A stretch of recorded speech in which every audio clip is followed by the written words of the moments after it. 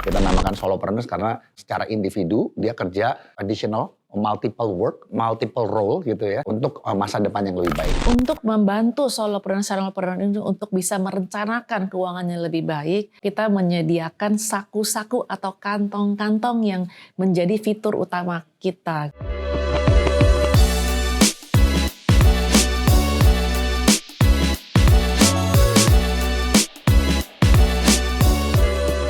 Sahabat Asvin, aku Cynthia. Di episode kali ini, aku akan memperkenalkan sebuah inovasi layanan perbankan digital untuk teman seperjuangan generasi produktif di Indonesia yang berjiwa solopreneur. Teman-teman pasti penasaran kan layanan perbankan digital apa yang dihadirkan kali ini?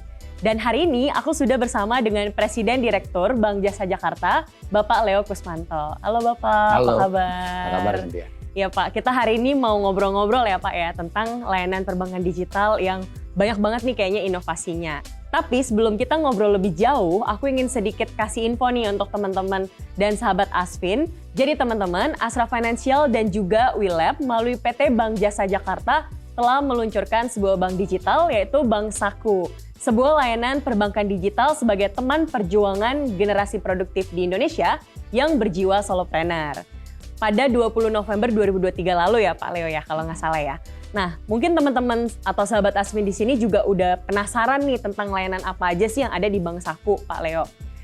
Nah, inovasi-inovasi yang dihadirkan ini aku mau coba ngobrol nih sama Pak Leo ya. Yang paling mendasar dulu nih Pak Leo. Bagaimana sih performa Bank Saku dari launching 2 bulan yang lalu nih Pak Leo? Tadi kan 20 November 2023 ya, sampai dengan saat ini Pak. Wah itu sebenarnya kita sangat gembira nih dengan ternyata antusiasme dari para nasabah yang akhirnya download dan juga membuka rekening kita.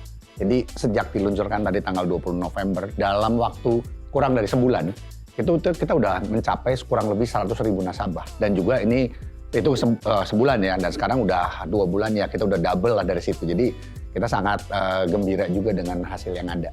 Oke, berarti antusiasnya sangat luar biasa ya Pak ya. Luar biasa. Untuk launchingnya Bank Saku ini. Nah Pak Leo, aku juga mau nanya ini mengenai potensi dan juga strategi Bank Saku dalam memenangkan pasar layanan digital di Indonesia saat ini Pak. Ini kebetulan karena saya udah punya experience ini sekitar 5-6 tahun yang lalu. Jadi saya percaya bahwa salah satu kunci untuk bisa memasuki pasar ini, bank digital dan bisa masuk ke marketnya, kemitraan adalah satu faktor yang kunci. Karena kita akan membuat use case yang relevan dengan customer-nya. Nah, kita untuk bisa mencapai di situ, kalau kita sendirian, itu akan makan waktu. Tapi dengan adanya ekosistem, kita akan bisa accelerate dengan baik. Jadi, fungsi ekosistem Astra yang sudah ada itu buat kami itu sangat relevan dan sangat penting untuk akselerasi kami. Oke, berarti kolaborasi dan juga mitra menjadi salah satu faktor yang utama ya Pak ya? Ya. Oke, berarti segmennya cukup luas ya Pak, dari yang unbankable sampai ke yang mungkin sudah punya bank tapi perlu didigitalisasi gitu ya Pak ya? Betul, segmennya cukup luas, tapi kan kita kadang-kadang ya perbankan juga kita tergantung kita mau mulai dari mana. Nah kita mulai dari mana, seperti yang tadi Cynthia sebutkan sebelumnya, kita bicara yang namanya solopreneur. Nah kita come up dengan istilah ini, solopreneur, karena kita melihat dengan adanya digitalisasi, baik secara e-commerce atau perdagangan gitu ya, banyak anak-anak muda sekarang bisa melakukan pekerjaan sampingan. Kalau dulu istilahnya sampingan. Nah kalau sampingan, kalau belum ada digital itu kan kita harus mungkin tunggu weekend, tunggu after hours baru bisa kerja gitu ya. Sekarang kan bisa di mana aja gitu ya. Jadi memang kebanyakan pasti fokusnya nanti sesudah after hours atau weekend.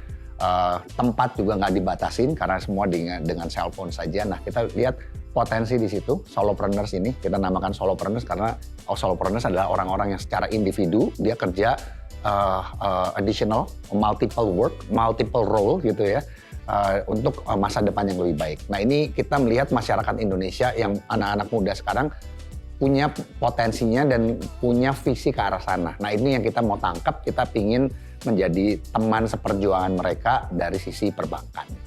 Oke, cocok banget nih Pak buat aku juga ya Pak ya. Kebetulan kan nggak cuma satu pekerjaan ya Pak ya. Jadi ternyata kalau dilihat generasi muda zaman sekarang itu punya banyak freelance gitu ya Pak ya. Punya pekerjaan-pekerjaan sampingan. Keren banget nih Pak. Sebuah inovasi yang seru banget juga Pak buat anak-anak muda seperti aku ya Pak ya. Nah kalau ngomongin soal kolaborasi nih Pak. kolaborasi apa aja sih yang udah dibuat sama Bank Saku nih Pak dengan ekosistem yang ada di Astra? Nah, ini memang kalau dibilang digital bank, itu kan tadi saya cerita challenge-nya itu adalah awalnya memperkenalkan apa sih digital bank gitu ya. Nah, saat ini mungkin banyak masyarakat terutama anak muda yang udah digital savvy, mereka mengenal apa itu gitu. Tapi yang paling penting juga adalah use case-nya. Kadang-kadang kan apakah digital banking hanya karena kita tidak perlu ke bank lagi, kita tidak perlu fisikal, semua bisa online, buka rekening bisa dengan 5 menit aja. Itu semua udah menjadi suatu requirement lah sekarang gitu kan, semua mau serba instan gitu. Tetapi use case apa yang harus kita tawarkan supaya relevan kepada calon nasabah kita. Nah, karena kita bagian dari ekosistem Astra, maka kita melihat banyak hal yang kita bisa membuat differentiation dibanding yang lain gitu. Jadi dengan ekosistem Astra kan kita punya beberapa, kalau sebut saja brand ya, ada beberapa, yaitu misalnya kita punya e-wallet ya, Astra Pay misalnya. Kemudian kita juga ada rekanan kita ada asuransi Astra, ada Astra Life. Kita juga ada di Astra kan ada Shop and Drive, ada Astra Auto Service, Shop and Buy. Nah itu by default kita punya ekosistem yang mendukung. Jadi kita bisa membuat use case yang sesuai supaya layanan kita juga menjadi nilai tambah untuk nasabah atau untuk customer-customer di dalam ekosistem Astra. On the other hand, kita juga jadi terbantu untuk mendapatkan calon nasabah baru. Gitu. Oke, jadi memberikan added value juga ya Pak ya, yang tadinya let's say cuma beli mobil, beli motor, tapi nanti Bank Saku bisa belanja untuk yang lain gitu ya Pak ya. Betul. Bisa beli make up ya Pak ya, bisa beli makanan ya Pak ya. Ya dan ini ya, maksudnya potensi use case atau feature yang kita berikan, itu kan sekarang prinsipnya di produk yang kita tawarkan sekarang adalah tiap kali Anda transaksi, Anda nabung. Nah itu nanti mungkin saya bisa cerita separately tentang features-nya. Tapi intinya kita pengen si solopreneurs tadi, kan sehari-hari pasti mereka melakukan transaksi. Nah sambil transaksi sambil nabung. Atau mereka punya visi untuk menabung, mungkin mendepositokan untuk suatu plan antara dia dengan teman-teman. Nah dia juga bisa dengan teman-temannya nabung bersama untuk sesuatu yang mereka plan untuk masa depan. Interesting banget ya Pak, karena kan ini mungkin kalau aku pribadi aku belum pernah dengar nih Pak di bank digital lainnya. Tapi nanti kita akan ngobrol lebih jauh di berikutnya ya Pak ya. Aku boleh nanya ke pertanyaan berikutnya dulu nih Pak. Boleh. Bagaimana sih Pak jaminan keamanan data nasabah Bank Saku? Karena kan tadi baru launching 2 bulan, mungkin ada sahabat Aswin atau teman-teman juga yang nanya gimana sih untuk security atau protection-nya nih Pak di Bank Saku? Oke, first of all karena kita bagian dari Astra ya, yang semua orang tahu memang suatu perusahaan yang sangat fokus kepada governance, sangat perhatian dengan kemajuan bangsa gitu ya. Jadi kita bagian dari itu. Jadi kita mau make sure bahwa layanan yang kita berikan adalah layanan yang aman. Jadi secara keamanan data juga ya, data pribadi itu adalah suatu aspek yang sangat krusial bagi kita. Jadi teknologi yang kita terapkan pasti sudah mengikuti standar-standar yang ada ya dari regulator gitu, requirement-nya ada. Pada waktu nasabah onboarding kita sudah melakukan KYC, know your customer, baik secara dengan teknologi dengan cara biometrik, makanya nggak perlu ke cabang, nggak usah fisikal tapi bisa dengan handphone di situ. Nah setelah itu juga kita make sure bahwa setelah kita tahu KYC gitu ya, kita juga make sure bahwa ini tidak diambil orang karena nanti kalau misalnya ini ya kita harapkan tidak terjadi, tapi misalnya handphonenya kecurian gitu. Nah kita ada sistem kita juga akan mendetek gitu ya, dan mungkin ada kondisi tertentu yang dia akan meminta face biometric dari si orang yang memakai. Nah kalau di situ ternyata orangnya lain, misalnya diambil orang lain, kita juga akan tahu gitu, dan di situ kita nggak akan bisa terus dilakukan gitu ya. Kemudian untuk security juga tiap kali transaksi pasti kita menerapkan 2FA, two factor authentication. Jadi antara pasti ada password, ada PIN, ada biometrik, dan juga hanya bisa diakses di handphone yang terdaftar. Jadi tidak bisa diambil di tempat lain. Nah, hal-hal seperti itu kita terus kembangkan, dan ini kan tidak statik ya. Nanti ada teknologi baru, kita juga akan melihat teknologi baru apa yang diperlukan untuk menjaga keamanan dari transaksi di Bank Saku ini. Baik Pak, jadi udah ada mitigasinya, terus nanti ada pengembangan-pengembangan lainnya ya Pak ya untuk menyesuaikan. Oke Pak. Nah, mengenai inovasi nih Pak, inovasi apa aja sih yang dihadirkan di dalam Bank Saku nih Pak? setelah peluncuran atau launching kemarin? Oke.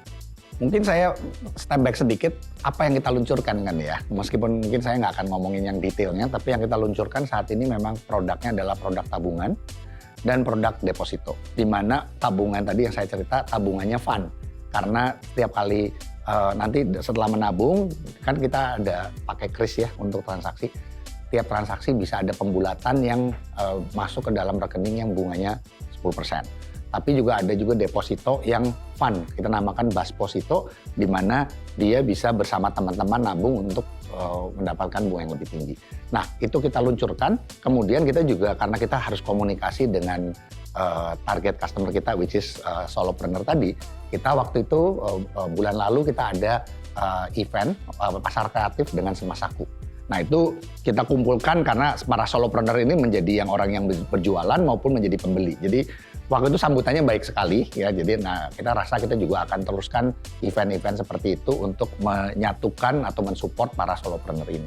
Kita juga lakukan campaign kris combo, namanya pakai kris ya dan combo. Kombonya itu ada di mana tiap kali nabung otomatis pada waktu menggunakan kris gitu ya, dia akan tadi saya cerita bisa ada pembulatan dari kayak uang kembalian masuk ke rekening namanya Saku Booster yang bunganya 10%. Nah selama kemarin akhir tahun untuk menyambut waktu Natal Tahun Baru kita ada program namanya Double Wishes Double Combo. Nah karena dalam tiap misi yang ada misi ya di dalam aplikasi kita, tiap misi itu kita akan si nasabah akan punya kesempatan untuk muter Wheel of Fortune dan akan mendapatkan hadiah. Hadiah itu masuk ke dalam saku kredit yang bunganya 10% tadi. Jadi kita membuat menabung itu fun, kita membuat buka deposito itu juga fun bersama teman-teman.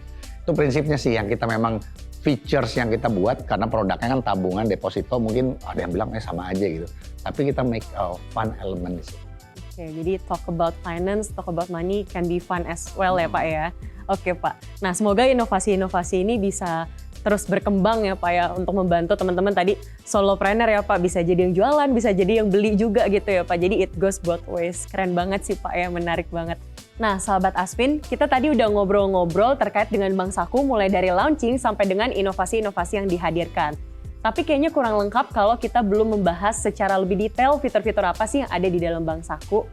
Oleh karena itu nih Pak Leo, aku mau ngobrol juga nih sambil lihat-lihat kantor Bank Saku gitu ya. Boleh sambil ngobrol-ngobrol tentang fitur-fitur. Boleh ya Pak Leo ya? Oh boleh dong. Nanti kita ada Ibu Angela. Dia akan ajak keliling dan juga akan jelaskan tentang fitur-fitur yang ada. Siap Pak. Kalau begitu terima kasih waktunya Pak Leo. Sama-sama. Have a great day ya Pak. Ya. Thank you.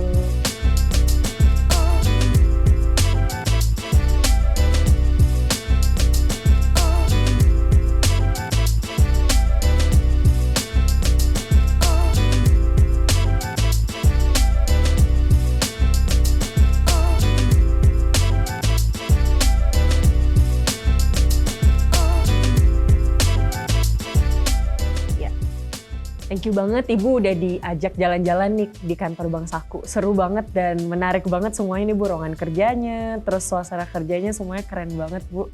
Thank you banget. Thank you banget udah mau mampir ke Bank Saku di sini.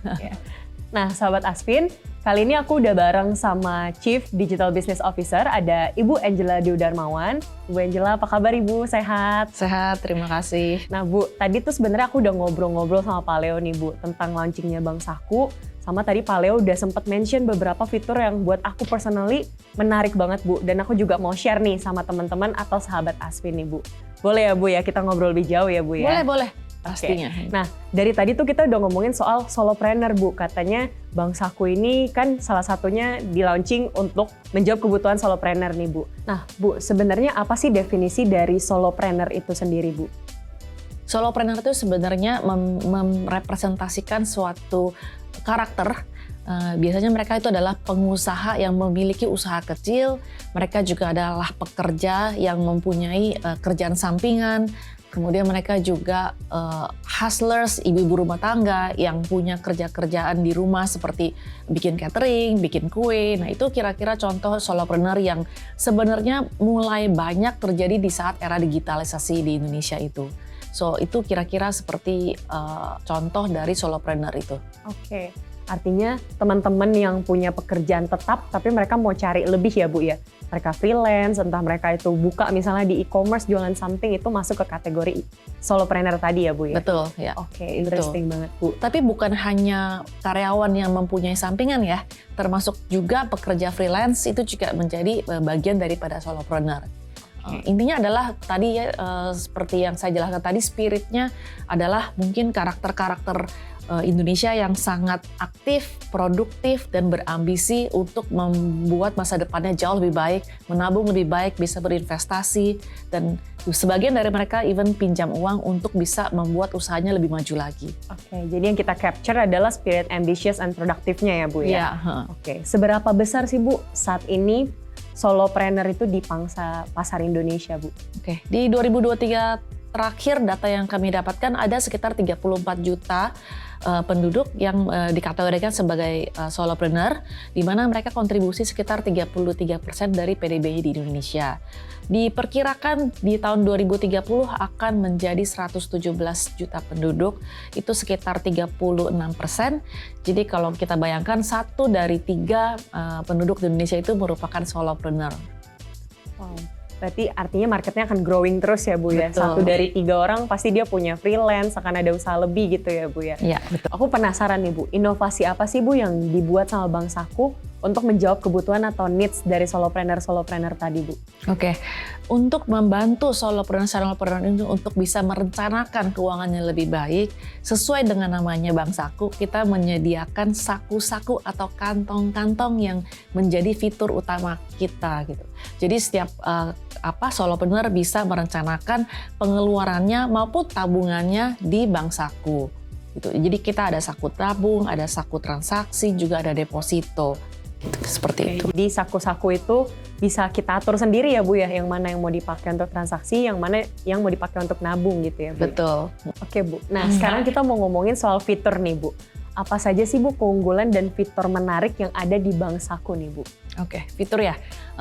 Fitur Bank Saku itu ada beberapa fitur utama yang hanya ada di Bank Saku. Ya. Sudah pasti tadi ya kita cerita mengenai Bank Saku.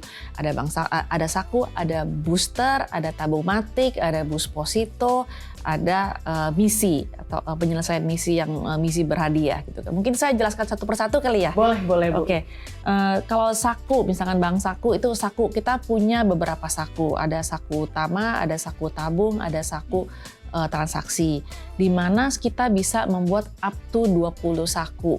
20 gitu. ya Bu ya? Banyak betul. banget ya Bu ya? Iya, jadi saku-saku ini bisa dilakukan untuk kebutuhan pribadi maupun kebutuhan bisnis gitu kan. Kalau tadi saya ceritakan untuk bisnis kita bisa bikin saku pemasaran, saku penggajian, saku entertainment, saku operasional, itu contoh gitu kan. Kalau untuk pribadi bisa seperti apa? Kalau saya misalkan, saya bikin saku untuk anak saya gitu kan, saku anak saya yang besar dan saku pendidikan anak gitu misalnya ya, Bu atau ya? saku jajannya untuk mereka nabung gitu kan. Saya masukin di situ. Itu salah satu contoh. Juga ada saku travel, misalkan untuk kebutuhan saya setahun sekali saya travel, saya cicil setiap bulan saya masukin ke sana gitu. Nah, itu contoh dari saku. Kemudian fitur yang kedua nih kalau saya kasih lihat gitu di sini dia kan ada saku utama, saku booster, kemudian berikutnya ada saku busposito. Nah, buspo itu juga hanya ada di Bank Saku. Ya, kenapa dia hanya ada di Bank Saku? Karena ini busposito sangat menarik. Jadi dia itu adalah deposito yang mengajak teman-teman bisa berbarengan membuka deposito untuk mendapatkan tingkat suku bunga yang lebih tinggi. Pada saat ini kita kalau misalkan rame-rame nih ya, misalkan saya ajakin adik saya, keluarga saya dan teman-teman saya bisa mendapatkan suku bunga sampai dengan 7%.